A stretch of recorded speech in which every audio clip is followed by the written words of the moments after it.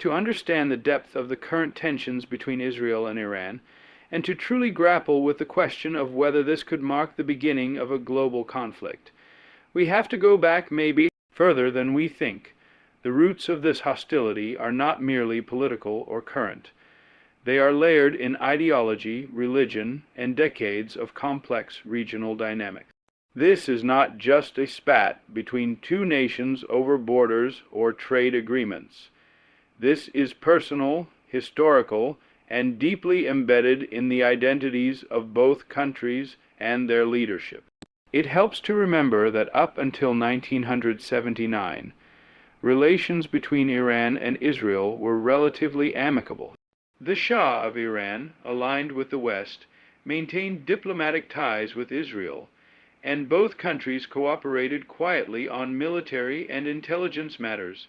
Iran, though predominantly Muslim, was not governed by Islamic law, and its leadership viewed Israel through a pragmatic lens, a regional ally against common threats. But the world changed dramatically with the Islamic Revolution.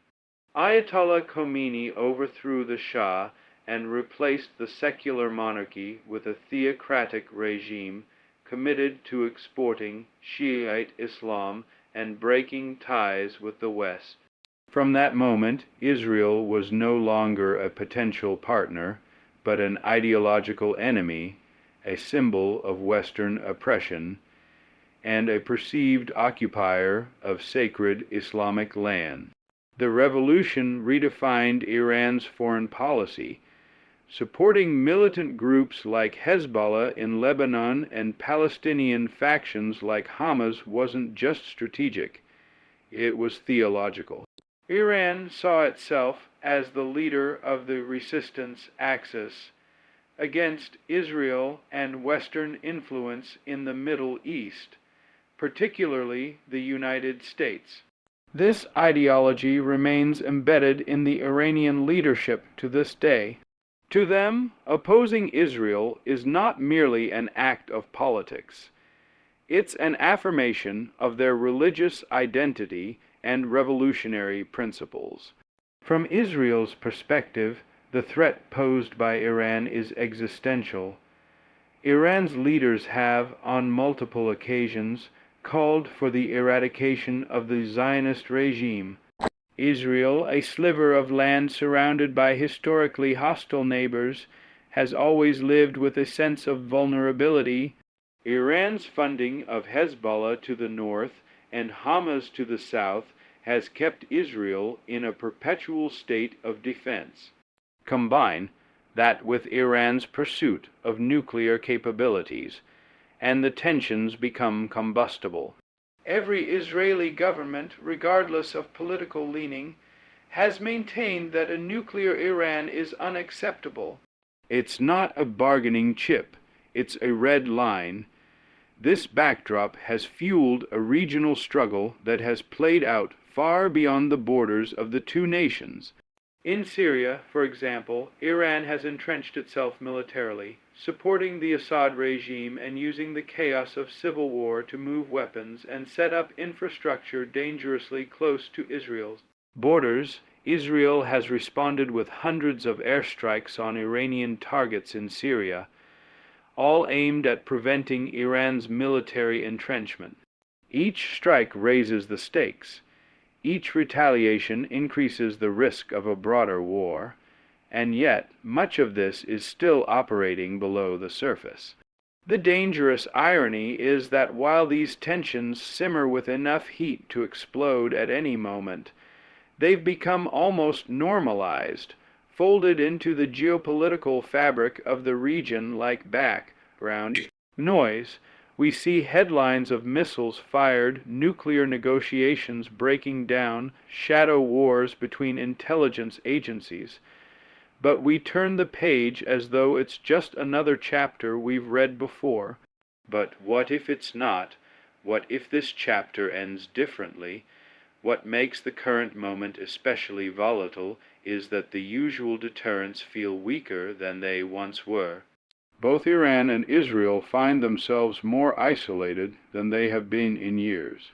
Iran, heavily sanctioned and suffering from economic turmoil, is lashing out more boldly, perhaps calculating that the global community lacks the will to respond decisively. Israel, under internal pressure and regional encirclement, is acting more unilaterally, determined to defend itself even if it stands alone. Neither side seems inclined toward restraint. All of this adds up to a fuse that is burning slowly, perhaps, but undeniably. It's easy from afar to mistake these conflicts as regional, as ancient, as somehow contained. But history teaches us that wars rarely announce themselves with clarity. They begin with accumulations of tension, of missteps, of unchecked rhetoric. The First World War, after all, started with an assassination that triggered alliances and treaties and emotions no one could control. We'd be naive to think it couldn't happen again, that what begins as regional hostility couldn't ignite something larger. Because this isn't just history playing out in real time. It's prophecy, bitterness, survival instinct, and political pride, all crashing into one fragile region under intense global scrutiny. If we ignore the depth of this conflict's roots, we may fail to grasp just how close the branches are to touching dry tinder on a global scale. While the historical backdrop gives us the why behind the Israel-Iran conflict, it's the current moment that demands our urgent attention. Tensions today aren't just simmering beneath the surface. They are cracking through the political crust and spilling into view. What used to be cold, calculated maneuvering has become far more erratic, immediate, and potentially uncontrollable. We are no longer talking about theoretical conflict down the road. We are talking about missiles launched, embassies attacked, drones shot down, and threats exchanged in real time. Over the past year, Iran and Israel have each taken unprecedented steps that mark a shift from shadow war into something more direct. For years, Israel has carried out hundreds of covert and semi-covert airstrikes on Iranian positions in Syria and Lebanon, always with the same goal: to push back Iran's growing military presence in the region. Iran, for its part, ramped up its funding to militant groups like Hezbollah and Islamic Jihad, providing them with increasingly advanced weaponry, including precision-guided missiles capable of reaching deep into Israeli territory. But what's changing now is the frequency, the boldness, and the global stakes. One of the most explosive developments occurred when Iran or its proxies launched a barrage of rockets and drones directly at Israeli territory in response to perceived Israeli aggression in Damascus, a retaliation that shocked observers. Israel, in turn, responded with targeted strikes, not just on the groups responsible, but deeper and deeper into Iranian-backed infrastructure. The message was clear. Israel is preparing for a wider war if necessary, and Iran is more willing than ever to test how far that border can be stretched. But this isn't just about missiles flying across borders. This is about embassies and international law being trampled. Earlier this year, Tehran accused Israel of orchestrating an attack on its diplomatic facilities in Damascus. In response, some of Iran's proxies launched retaliatory strikes and coordinated protests that threatened the legitimacy of Israeli diplomatic presence in neutral countries. These moves raise the prospect of international law unraveling. If embassies and diplomats are no longer off limits, where does the line get drawn? And then there's the nuclear issue, the looming specter that haunts almost every discussion on this topic. Iran's nuclear program has steadily advanced, even as talks with Western powers faltered, stalled, or collapsed altogether. Inspectors have confirmed uranium enrichment levels that approach weapons grade. Israeli officials have made it very clear they will not allow Iran to develop nuclear weapons. Period. No conditions, no negotiations. From their perspective, a nuclear Iran crosses a line that cannot be walked back.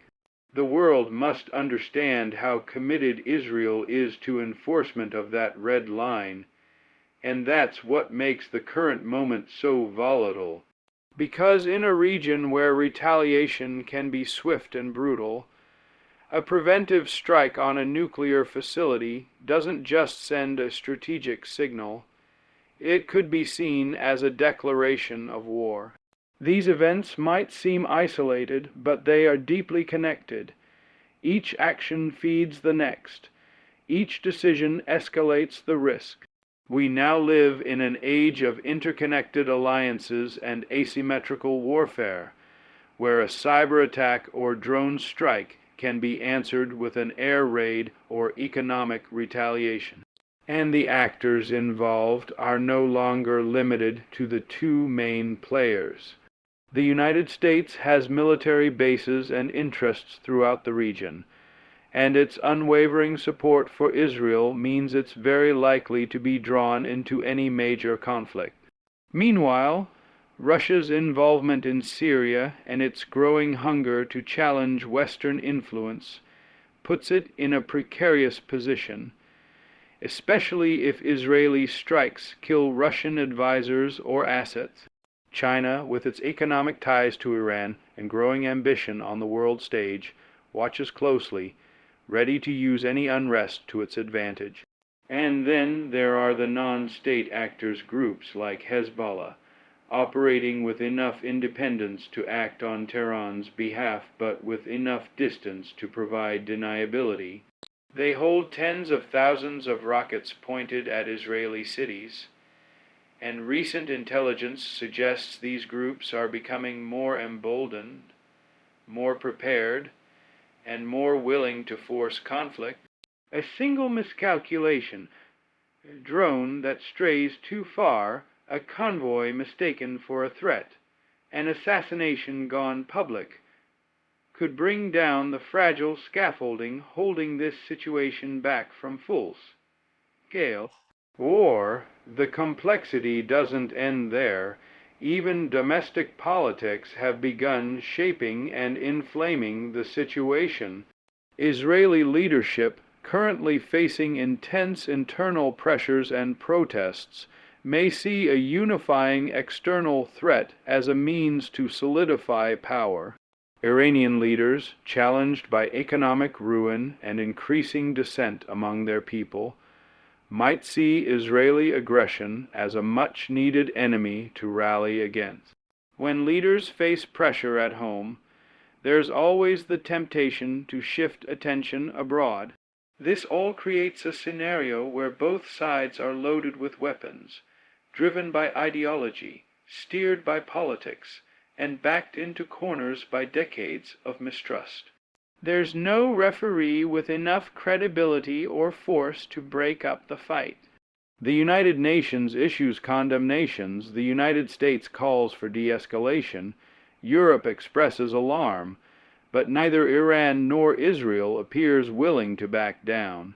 And so we are left watching a game of geopolitical brinkmanship that, at this point, no longer looks like a game. At this distance, tragedy is still optional, but the window for stepping back, for choosing de-escalation, for finding a new path is closing fast. What happens in the Middle East doesn't stay in the Middle East. That may sound like a geopolitical cliché at this point, but it is painfully, repeatedly true. The tremors of conflict between Israel and Iran are not limited to that region's borders. They ripple outward, shaking global economies, deepening international alliances, and drawing great powers into dangerous proximity. That's the nature of warfare today. It only begins in one place. But if the conditions are right, and they certainly are now, it doesn't take much for regional conflict to sprawl into global calamity. That's the real reason the world is watching this tension so closely, because if this erupts, the rest of the world won't be watching from a safe distance. They'll be pulled in willingly or not. Let's start with energy. The Middle East has long been the heart of the global oil and gas market, and Iran continues to play a critical role, particularly through its strategic position at the Strait of Hormuz. That narrow waterway sees the transit of nearly a fifth of the world's oil supply. Iran has on several occasions threatened to close it in times of conflict, and if war with Israel truly breaks out, it's hard to imagine Tehran keeping that threat holstered. Any disruption there would cause immediate spikes in global oil prices, triggering inflation, supply chain chaos, and economic shocks well beyond the borders of the Middle East. Europe, already reeling from energy instability in the wake of the Ukraine conflict, would feel the pain instantly. Developing economies would struggle to absorb the shock, and once global markets are shaken, the fallout can be swift and merciless. But it's not just about oil. The power alignments involved in an Israel-Iran conflict make the situation particularly combustible.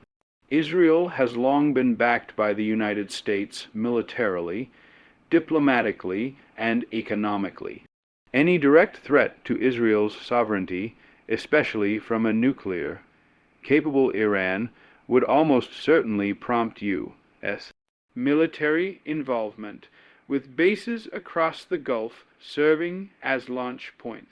The Middle East is already saturated with American assets. Air bases in Qatar, troops in Iraq and Syria, naval fleets in the Persian Gulf. That means the U.S. might not have the luxury of choosing whether or not to get involved. They're already in striking range, and being struck might come first. On the other side of the ledger is Iran's alliance.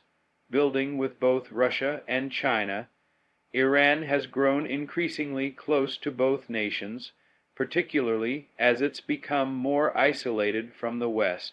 Russia, wrapped up in its own war in Ukraine, is still a key military supplier to the Iranian regime. In return, Iran has provided drones and weaponry to Russia's conflict with Ukraine, deepening their military relationship. China, while playing the part of negotiator on the surface, continues to foster economic links with Tehran, especially through oil imports. The idea that these two global rivals would sit idly by while the United States and Israel attack a strategic partner grows more unlikely by the day.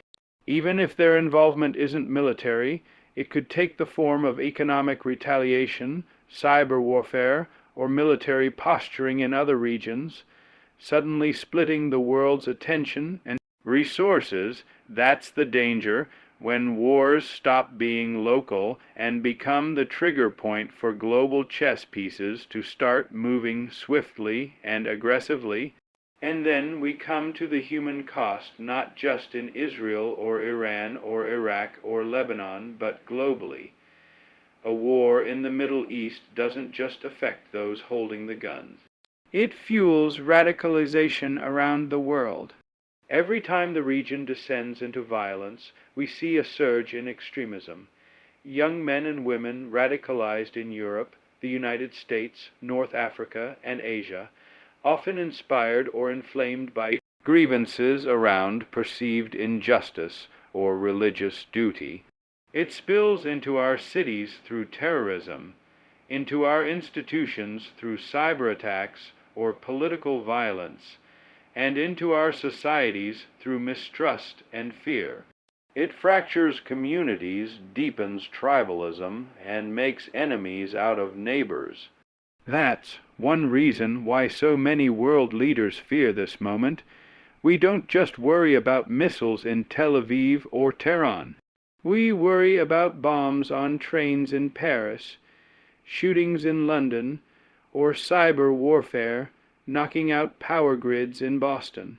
The enemy isn't always on the battlefield anymore.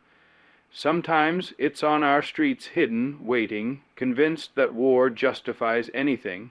And make no mistake, the refugee crisis that would come from a full-scale war between Israel and Iran would dwarf the waves we've seen from Syria or Afghanistan. Millions could be displaced in an instant, triggering humanitarian disasters that cross into Europe, overwhelm international aid systems, and destabilize already fragile political coalitions. We've seen it before. We could see it again, only next time, larger, more chaotic, and more permanent. In this tangled web of nuclear ambition, religious rivalry, superpower entanglements, and global economic risk, it's no longer a question of whether the rest of the world is involved. The only real question is when, how, and to what extent. That's what keeps foreign ministers up at night. That's what makes this more than a regional flare-up, and that's why, if war truly begins between Israel and Iran, calling it World War Roman III might not be alarmist, it might simply be honest.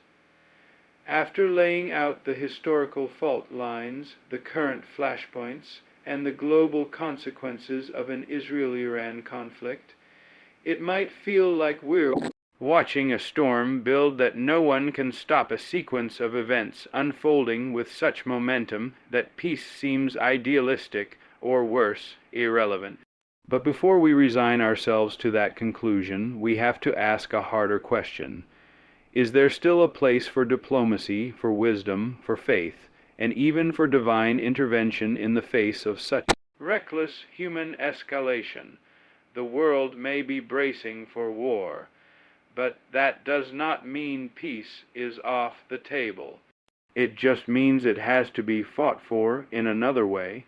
Amid the chaos of missile launches, proxy battles, and hostile rhetoric, there are still quiet corridors where diplomacy breathes rare, flickering efforts to back away from the ledge.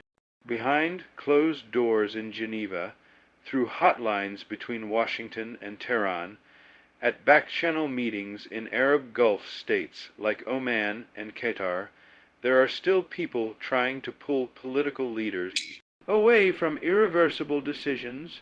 They don't always make the headlines, they don't go viral, but they are there, working through layers of mistrust, cultural trauma, and regional grudges.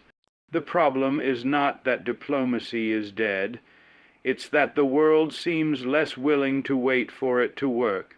The lust for immediate results, for retribution, for decisive action, it's drowning out the incremental work of diplomacy done in service of peace. Still, history is clear. Conflicts that seemed inevitable have been stopped before. The Cold War never became a hot war between the U.S. and Soviet Union, despite nuclear weapons being on both sides of the equation. Peace agreements were forged in impossible places between Egypt and Israel, between Northern Ireland factions, even between the U.S. and Vietnam in time. These weren't accidents. They were moments where someone had the courage to step away from war, even if everyone would have cheered them for charging into it. That kind of courage requires more than strategy. It requires moral clarity. I sense that even if the world demands war, the better choice is still peace. But we shouldn't imagine that diplomacy alone is enough. There is a spiritual dimension here that must be acknowledged, not just because this is a religious region, or because the root of this tension involves visions of divine destiny, but because the stakes are human, eternal, and soul, deep. When A.W. Tozer spoke about the condition of the church in chaotic times, he warned that mere political solutions will never be enough if the hearts of people remain unchanged. A world hurtling toward war is not just a sign of failed policies. It's a reflection of failed priorities, broken character, and a deafness to the voice of God amid the noise of nationalism, fear, and pride. As followers of Christ, regardless of where we live, we're not called to ignore conflict or pretend it will disappear. We are to be salt and light, preserving what is true, shining into what is hidden. We are told explicitly, "Blessed are the peacemakers, for they shall be called sons of God." We are not promised ease or applause, but we are called to stand between hatred and hope and choose the harder path. That means using our voices to call for de-escalation when media and politicians stir anger. It means praying not just for the safety of our own people, but for the enemy too.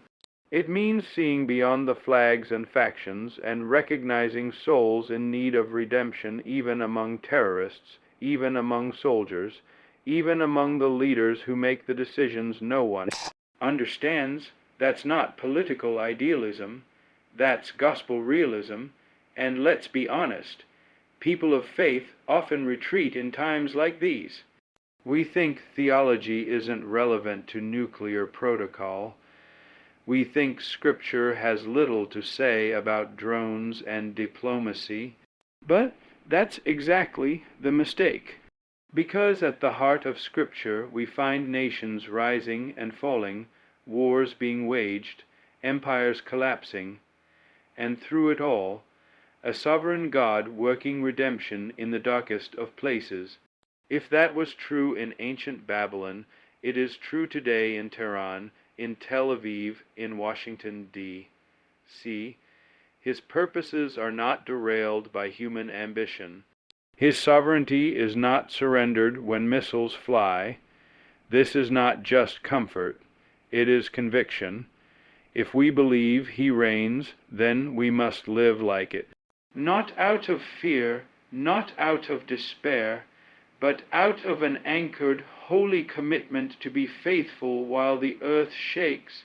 And when the church forgets her role, to declare truth, to advocate for the broken, to pray earnestly, and even cry out for leaders to act with humility instead of pride, we become complicit in wars we fail to protest. We don't need to pick sides between Israel and Iran.